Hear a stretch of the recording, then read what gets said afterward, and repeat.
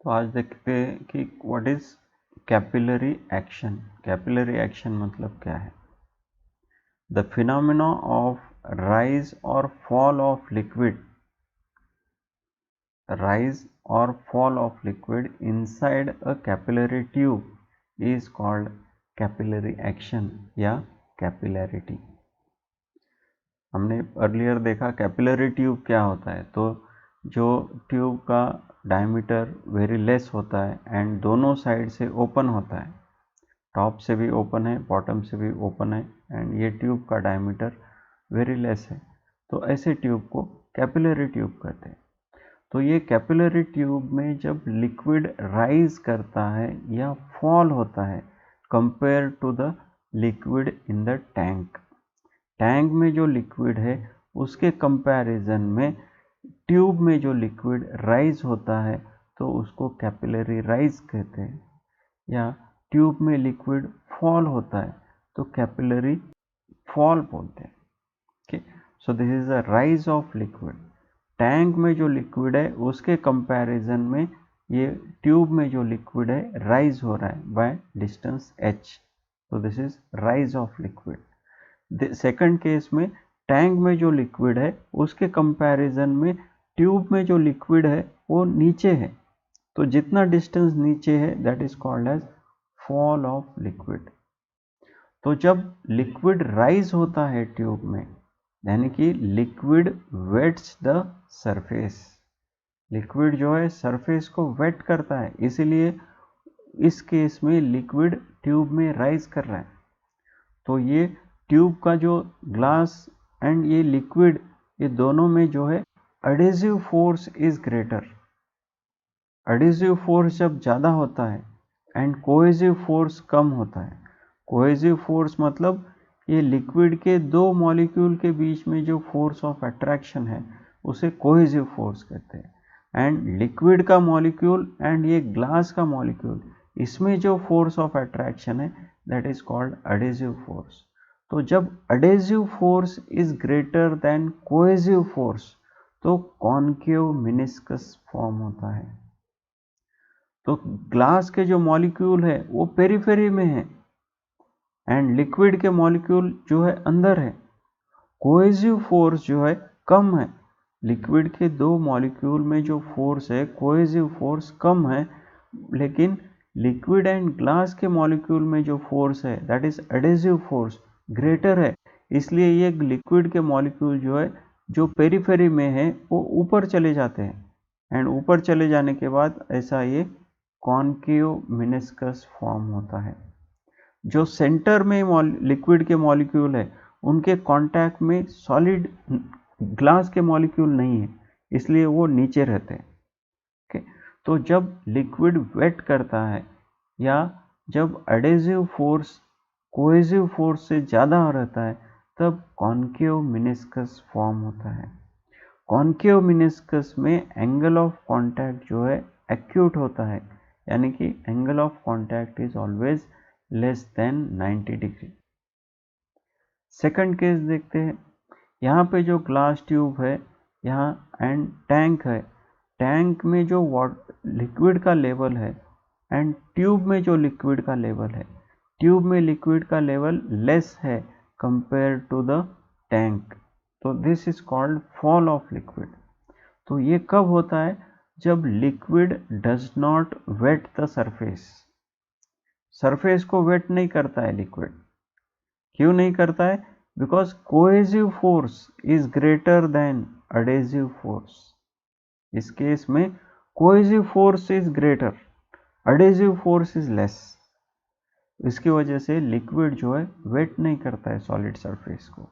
तो ऐसे केस में कॉन्वेक्स मेनिस्कस फॉर्म होता है। So you can see this is the convex meniscus. Cohesive force ज़्यादा है इसलिए ये ट्यूब में जो लिक्विड के मॉलिक्यूल है वो ऊपर है, एंड लिक्विड एंड ग्लास का जो कांटेक्ट पॉइंट है वो नीचे है, बिकॉज एडेसिव फोर्स यहाँ पे लेस है, कोहेसिव फोर्स ज़्यादा है। तो कॉन्वेक्स मेनिस्कस फॉर्म होगा, and angle of convex meniscus में एंगल ऑफ कांटेक्ट जो है ऑलवेज ग्रेटर देन 90 डिग्री रहेगा।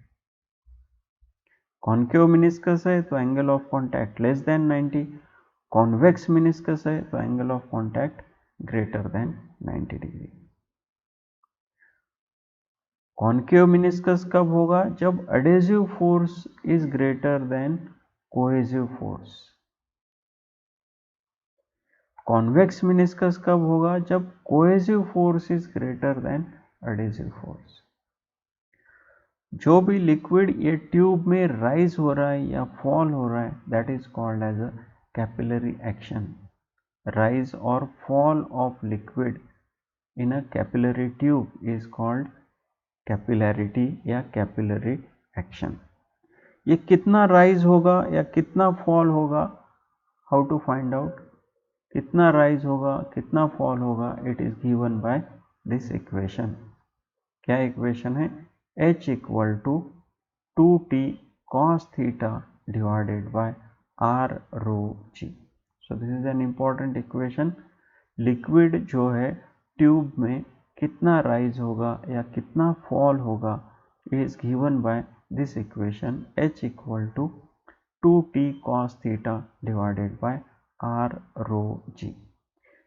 H जो है कैपिलरी राइज या fall, H is nothing but capillary rise या fall. T is surface tension. Theta is angle of contact. Rho जो है density of liquid. R is radius of the tube. जो भी capillary tube है इसका जो radius है that is R. G is acceleration due to gravity. तो capillarity rise या fall किसके ऊपर डिपेंड है? ये सभी पैरामीटर के ऊपर डिपेंड है। Surface tension, angle of contact, radius of the tube, density of liquid, acceleration due to gravity. So this is about the capillarity action. Will see the previous year questions. तो दो capillary tube है, ये इसका diameter कम है first capillary tube का and second capillary tube का diameter जो है ज़्यादा है। तो जिसका डायमीटर कम है उसमें वाटर जो है ज़्यादा राइज होगा। सो this is the rise of water in the first capillary. And जिसमें डायमीटर ज़्यादा है वहाँ पे राइज ऑफ वाटर जो है कम होगा। सो मोर इन ट्यूब ऑफ स्मॉलर डायमीटर। जो स्मॉलर डायमीटर ट्यूब है उसमें राइज ऑफ वाटर ज़्यादा रहेगा एंड जो लार्जर डायमीटर है उसमें कम रहेगा। So option D is the correct answer. Will see the next question. तो ये एक कैपिलरी ट्यूब है, इस कैपिलरी ट्यूब में वाटर जो है h हाइट तक राइज किया हुआ है। नाउ दिस ये जो सेटअप है ये सेटअप लिफ्ट में रखा, लिफ्ट में। तो राइज ऑफ दिस लिक्विड किसके ऊपर डिपेंड है? Rise of liquid, we know that this h equal to 2t cos theta divided by r rho g। Rise of liquid जो है ट्यूब में कम रहेगा या ज़्यादा रहेगा, ये इक्वेशन के ऊपर डिपेंड है। तो अभी नाउ ये जो सेटअप है ये सेम सेटअप हमने लिफ्ट में रखा है। तो सेम सेटअप है मतलब क्या है इसका मीनिंग? तो लिक्विड सेम है, radius of capillary tube same है, सेम सेटअप यूज कर रहे हैं, तो एंगल ऑफ कांटेक्ट भी सेम है, सरफेस टेंशन सेम है। तो सब ये जो है कांस्टेंट जो है, सिर्फ जी चेंज होने वाला है, एक्सेलरेशन ड्यू टू ग्रेविटी ये चेंज हो रहा है। तो लिफ्ट अगर ऊपर जा रहा है, लिफ्ट ऊपर जा रहा है तो जी इफेक्टिव क्या होगा? जी इफेक्टिव इंक्रीज होगा। Lift is going downward, lift जो है नीचे जा रहा है तो जी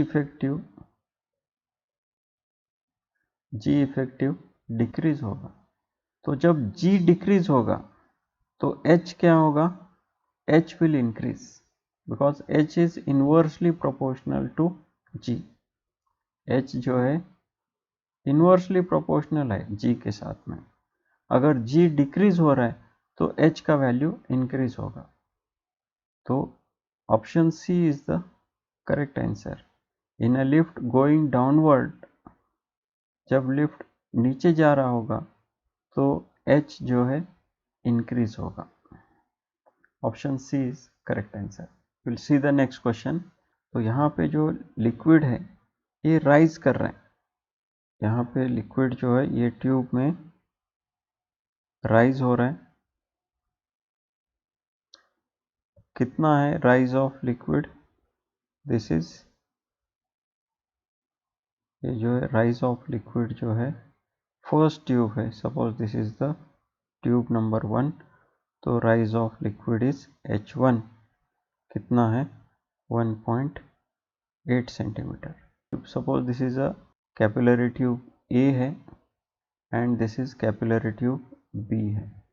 इसका डायमीटर है D1 है, इसका डायमीटर D2 है। तो this D2 is 0.9 D1 and this is a second capillary. तो यहाँ पे कितना लिक्विड राइज होगा हमें फाइंड आउट करना है, H2 फाइंड आउट करना है। तो वी नो दैट H जो है राइज, कैपिलरी राइज किसके ऊपर डिपेंड है? H equal to 2T cos theta divided by R rho G, इसके ऊपर डिपेंड है। थीटा इज वेरी स्मॉल, तो इसलिए थीटा को निग्लेक्ट कर लेते हैं। थीटा इज वेरी स्मॉल, तो cos 0 इज 1, तो इसका वैल्यू 1 है, या इसको निग्लेक्ट करते हैं। लिक्विड सेम है तो rho is same. Acceleration due to gravity दोनों केस में सेम है। सरफेस टेंशन दोनों केस में सेम है। तो ये H जो है, value of H is proportional to 1 upon radius. तो हमें rise of liquid in capillary B इसमें फाइंड आउट करना है। तो H2 by H1, H2 by H1, तो H जो है रेडियस के साथ में इन्वर्सली प्रोपोर्शनल है। तो H2 है तो उसका जो रेडियस है R2 नीचे रहेगा एंड R1 ऊपर रहेगा। H2 by H1 equal to R1 by R2। तो यहाँ पे रेडियस मालूम नहीं है बट डायमीटर इज गिवन। तो अगर मैं इसको 2 से मल्टीप्लाई करता हूँ और नीचे भी 2 से मल्टीप्लाई करता हूँ तो ये क्या होगा? D1 होगा and this is 2R, double the radius means D2 होगा। But this D1 and denominator में जो D2 है, D2 is nothing but 0.9 D1। तो दिस D1 गेट्स कैंसल्ड। तो H2 by H1 is equal to 1 upon 0.9। तो H2 equal to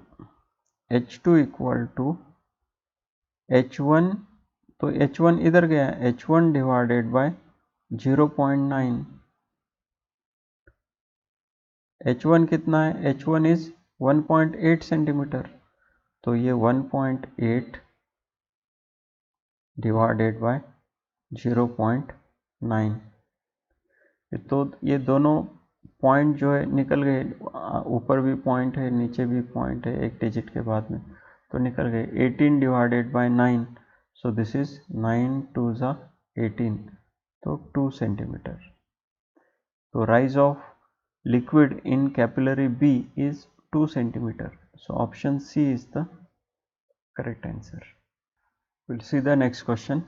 तो हमें पता है राइज ऑफ वाटर कितना होता है कैपिलरी, ये कैपिलरी ट्यूब है, this is capillary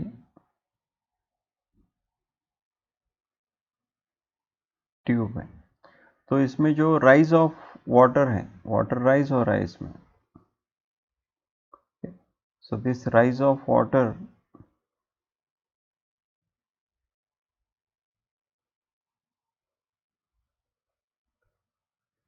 rise of water कैसे निकाल सकते हैं, H equal to 2t cos theta divided by r rho g।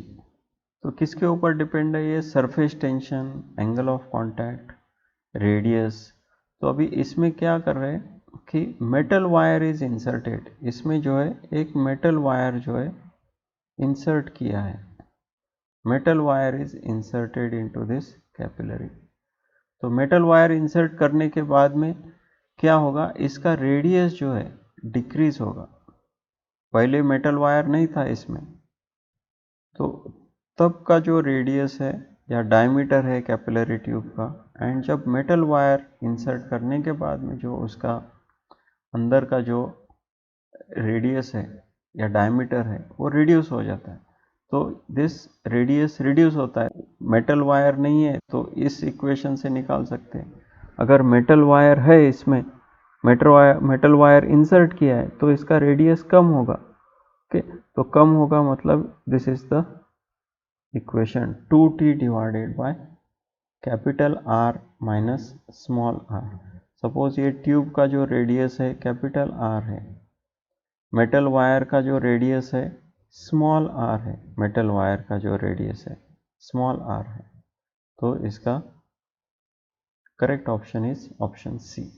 बाकी के इक्वेशन रॉन्ग है, यहाँ पे 2t नहीं है, सिर्फ t दिया हुआ है। Will see the next question.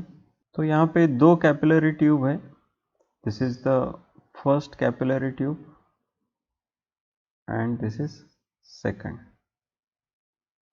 इसका जो क्रॉस सेक्शनल एरिया है, this cross sectional area is A, और इसका जो क्रॉस सेक्शनल एरिया है it is A divided by 9। Water यहाँ तक राइज हो रहा है, तो ये राइज ऑफ वाटर जो है फर्स्ट कैपिलरी में H है, तो सेकंड कैपिलरी में राइज ऑफ वाटर हमें फाइंड आउट करना है, H2 हमें फाइंड आउट करना है। राइज ऑफ वाटर जो है it is inversely proportional to the radius, तो हमें H2 फाइंड आउट करना है, तो H2 बाय H1 या H2 by H equal to, inversely proportional है रेडियस के साथ में, तो ये R बाय R2। इसका जो रेडियस है सपोज R है, इसका रेडियस R2 है, R by R2, but radius हमें पता नहीं है। We know the cross sectional area, इसका कितना क्रॉस सेक्शनल एरिया है, A2 जो है cross sectional area of second capillary, इस कैपिलरी का क्रॉस सेक्शनल एरिया जो है it is equal to A by 9। तो A divided by A2 is equal to, ये 9 उधर चला गया, A2 इधर चला गया, तो A by A2 equal to 9। This is the cross sectional area, ये ट्यूब का जो है क्रॉस सेक्शनल एरिया है। क्रॉस सेक्शनल एरिया क्या होता है, पाई आर स्क्वायर। दूसरे ट्यूब का cross sectional area pi R2 square, तो ये पाई पाई कैंसिल हो जाएगा and this is equal to कितना है, 9 है। तो दोनों साइड में स्क्वायर रूट लेते हैं, तो R by R2, R divided by R2 is equal to 3। So this H2 by H1 is equal to R by R2, तो इसलिए क्या होगा अपना H2 बाय H1, या H हमने यहाँ पे लिखा है H2 by H equal to 3 हुआ, तो H2 equal to 3H। So 3H, option B is the correct answer. Rise of water in second capillary is 3 times the rise of water in first capillary. H2 equal to 3 times the H. Okay.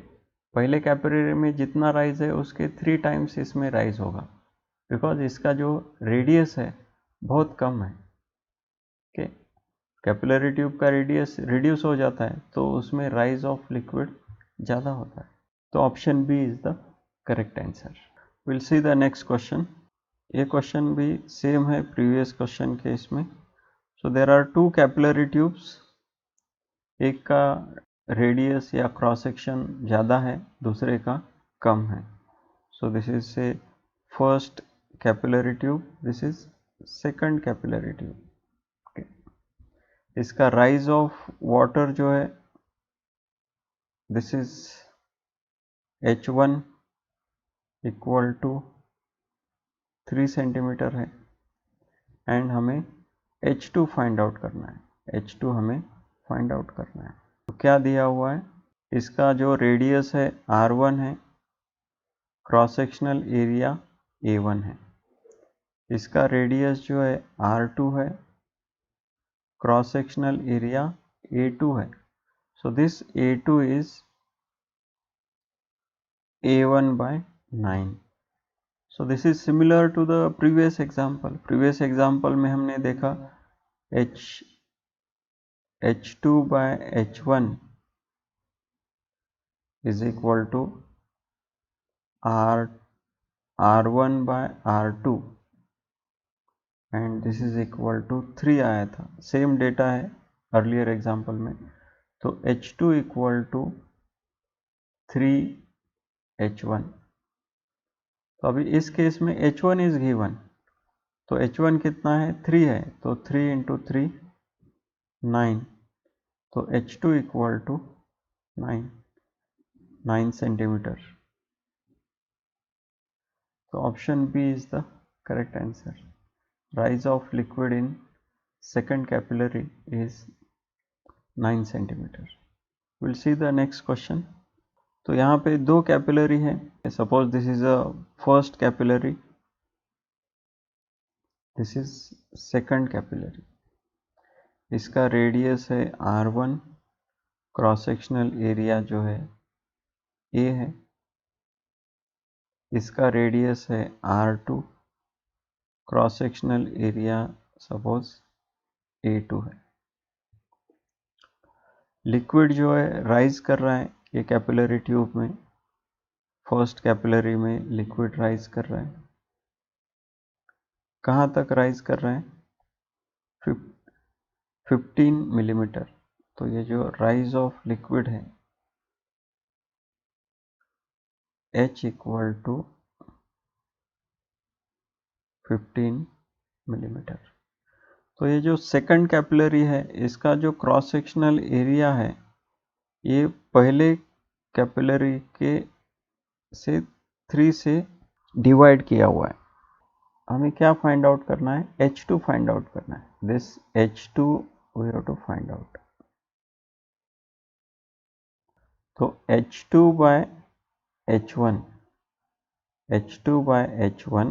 Is equal to, we know the, बाकी सब constant है, same liquid है, surface tension same है, gravity same है. सिर्फ यहाँ पे variable जो है radius of the capillary tube है. यहाँ पे रेडियस R1 है, यहाँ पे रेडियस R2 है. तो ये H कैपिलरी राइज जो है it depends on the radius, inversely proportional to the radius. So this is R1 and this is R2. तो पहले हमें R1 R2 फाइंड आउट करना है. R1 R2 फाइंड आउट करने के लिए क्या करना पड़ेगा, तो ये जो रिलेशन दिया है A2 इक्वल टू A/3, तो इसको यूज करते हैं.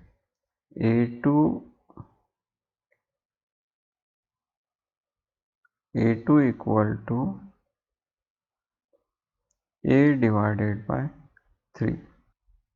तो इस 3 को इस साइड लेते हैं, A2 को इस साइड लेते हैं, तो A divided by A2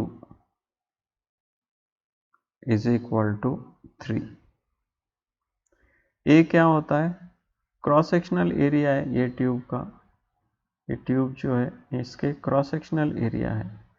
तो this cross sectional area is pi r1 square divided by pi r2 square is equal to 3। तो this pi pi gets cancelled. Okay, तो दोनों साइड में स्क्वायर रूट लेते हैं। स्क्वायर रूट लिया तो क्या होगा? r1 by r2 is equal to square root of 3। तो h2 by h1 is equal to r1 by r2। तो इससे क्या मिलेगा हमें? h2 by h1 is equal to square root of 3। तो h2 equal to square root of 3 into h1। h1 कितना है? h2 equal to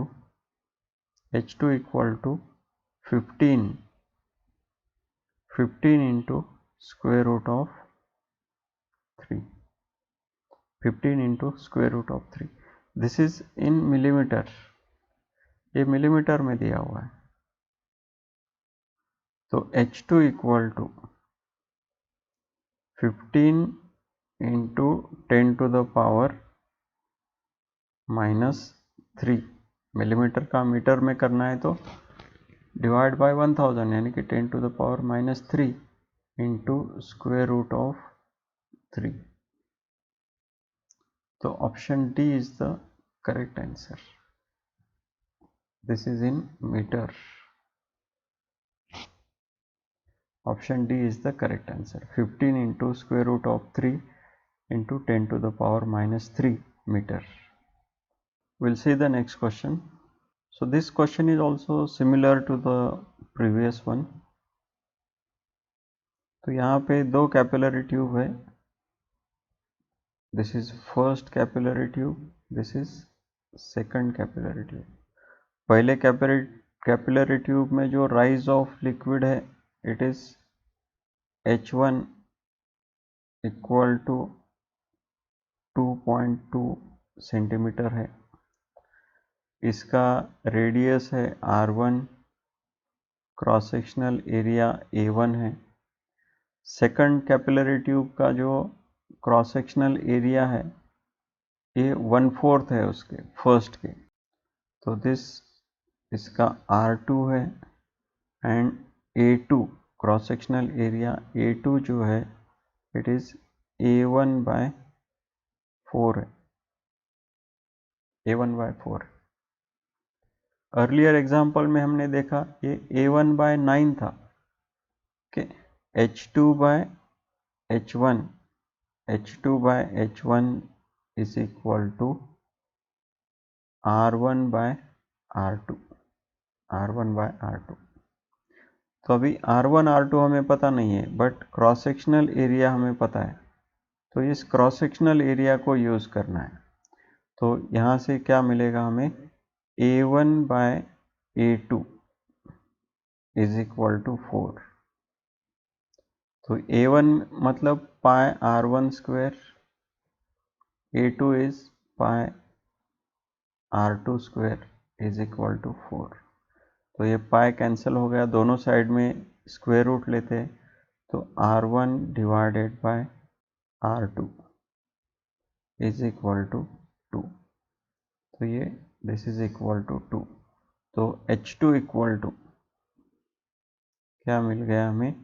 H2 equal to 2 into H1। Okay, H1 कितना है? 2.2। So this 2 into 2.2, so this is 4.4 centimeter। H2 equal to 4.4 centimeter। So option A is the correct answer। We'll see the next question. This question is also similar। दो capillary tube है, so this is first capillary tube, this is second capillary tube है।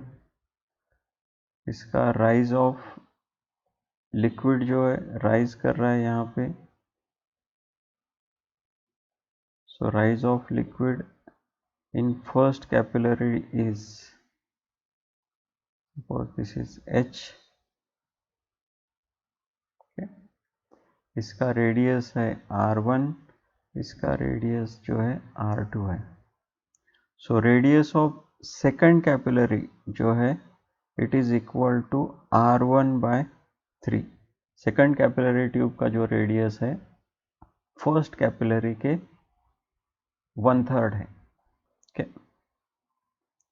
सो हमें find out करना है ये H2 कितना है, rise of liquid in second capillary.